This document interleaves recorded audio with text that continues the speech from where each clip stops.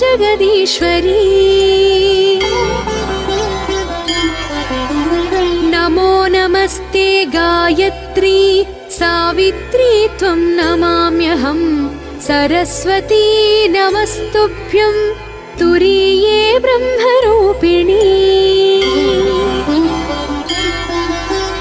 अपराधसहस्राणि त्वसत्कर्मशतानि च मत्तो जातानि देवेसि त्वं क्षमस्व दिने दिने।